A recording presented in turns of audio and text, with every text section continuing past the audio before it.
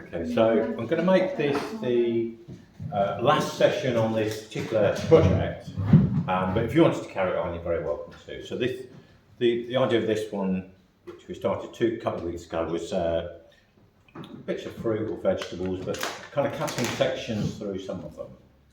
Okay, so these are some of the drawing demo from last time. This was a little demo I did this morning, so I used the peppers this morning, that one, and a couple of sections cut through. I thought I'd have perhaps use just a pair and cut some sections through that for this afternoon's demo. So although we've got one more week, I think in November, I thought we'd go on to the next project next week for anybody who wants to start that, and that's a winter theme. So we've got some nice cool weather coming in to get us into the mood, and it could be just winter scenes, or if you wanted to incorporate animals, that'd be fine. They're both on the list, so I'll try and cover a little bit of both. So that'll be the theme, kind of running us till the end of the year. And we will basically stop for a couple of weeks over the Christmas break. I can't remember the exact dates, but it's basically the week that I think Christmas Day is actually on a Thursday, so it'll be the Tuesday.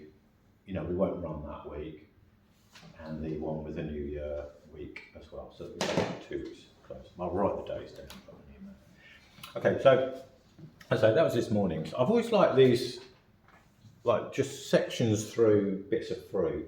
I remember when my boys were young, we used to send them in to school with bits of fruit all cut up ready for them. So I can remember many times sort of cutting these bits of fruit up and getting them ready, and just thinking how nice they looked on the chopping board. So I've sort of arranged these in this kind of alternate directions way today, and then kept this be one here. So it's quite a nice way to just really experiment with the composition. Yeah, so with a lot of things, we'll come up with a picture. Somebody might have taken the picture, somebody else might have taken the picture, so somebody else has already designed the composition for you. Whereas with the still life, you're very much setting it all up yourself and composing with the different elements. So you might be balancing bigger shapes with little shapes. There might be colour harmonies you're trying to balance. So this morning's one, I was really focusing on red, and also thought it could have included maybe an apple and perhaps a few tomatoes. So again, different shades of red. So that would have given a particular colour harmony. This one, the colours are still pretty harmonious. It's really creams and this kind of raw sienna colour of the chopping board, with a tiny bit of green in there, but they're all fairly close colours. How you sort of set things up. Once I sketched this out, I thought, well, maybe that's a bit too, it's ending on exactly the same line. Perhaps the pear might be better, either a little bit higher up.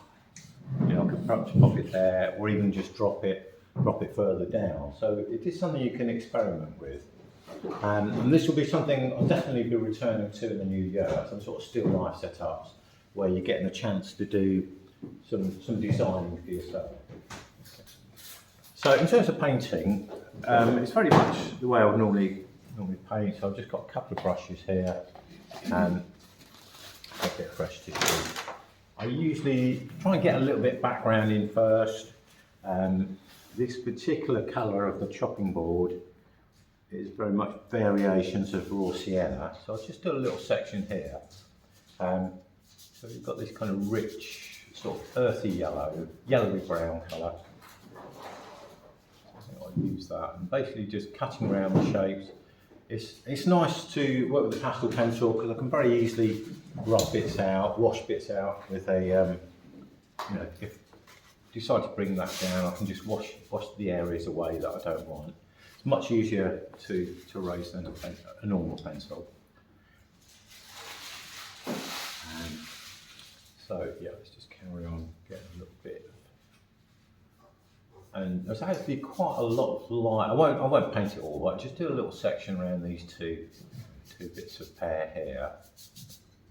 So I'll start really very quickly blocking some background colour, and then I can either let that dry and then do another coat, or I could work into that here while it's still wet a little bit. So there are bits that are a bit lighter. Let's just try and get a little bit of the grain of the board in, and I can use a little bit of the brush marks to suggest that. What we've also got is the lights overhead, so it's throwing a little bit of a shadow underneath the pear, so I'll darken that just a tiny bit in places. And that could be adding a little bit of brown or a little bit of purple into the mix. So I'm trying both actually, so I'm trying a little bit of purple now. And that's a little bit closer, I think, just a bit darker in there. Not shadow, just in there. I'm using acrylics, so these are going to dry very quickly. Any edges that I need softer, I need to just soften out on my fingers, a bit of finger painting as I go, because it's not really going to blend for very long. But nice, perhaps a sharp shadow there, soften that bit out a bit. And then I'll try and tackle the actual pears themselves. I'll go with the lighter, I'll go with the darker bits first, I think, just a slightly smaller brush.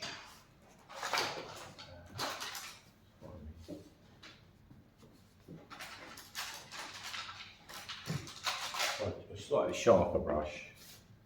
So darker brown for the skins, which kind of comes up here.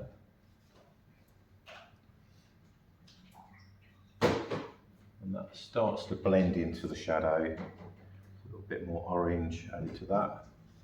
Spray in here. And then this one, a bit there, a bit in here, just follow that shape. Now that actually wants to be a little bit darker. I think I need to probably lighten the background a bit. It's a bit too, make that background a little bit lighter there. That's just to bring out a little bit more tonal contrast. That's a bit better. So, I mean, the nice thing about the acrylics is you can adjust them quite quickly. And it's really best if you can start off with bigger brushes and then go down to the smaller brushes. So I'll just get rid of the small one for a minute. That should be okay there. And then the flesh colour itself, I'm just going to try, it's not too dissimilar from what I've got. A nice creamy colour. So a little bit of raw sienna, a tiny bit of white, and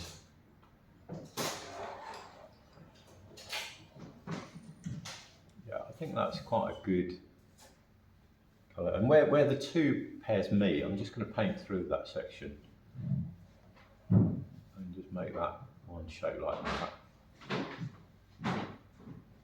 This bit here is slightly darker actually, so I think the light is catching that side, this side, more than that, so very subtly darker.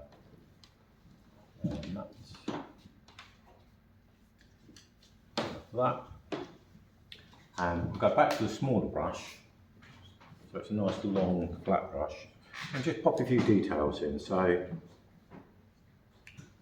there's things like the stalk, just there, to suggest that. And then a couple of pips. Again, this is quite a wet paint, so sometimes it's difficult to get wet paint to stick. Let's go a bit stronger with that. Yeah, that's better. Just a bigger bit. There's a little bit there. There's a slight difference in the colour around where the pips are, so maybe I should just try and alter that a tiny bit. I think that'll do for that. But basically, it's that with the process. Perhaps get all the background colouring first, and then maybe the darks on each of them and the lights. So that's how I go about it anyway. I always find it's quite nice if you can start with bigger brushes and you use plenty of paint. I've got plenty of paint out in my little box here, so this will stay wet a long time. And then I can just mix it down on the palette here, because it dries quite quickly on there. Okay, so any questions? How do you make it look so easy? 50 years practice. Starting jump. I don't know really. It's actually working quite quickly really pushes you sometimes. So sometimes doing lots of these, keep it simple and just do quick, simple studies sometimes. So you build your skills a lot quicker than taking on a very complicated subject. Yeah. If you build, and there's certain areas like the other day I was trying to paint grass, and I find it really hard to make that look convincing. I think perhaps if I just did a painting with just a little clump of grass rather than taking the whole scene. Yeah.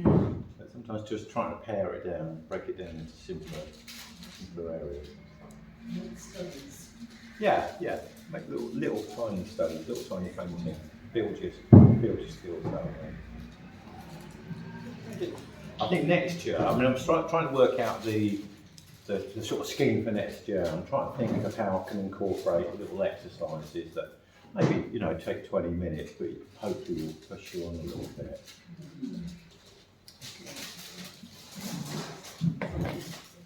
Right, leave it there.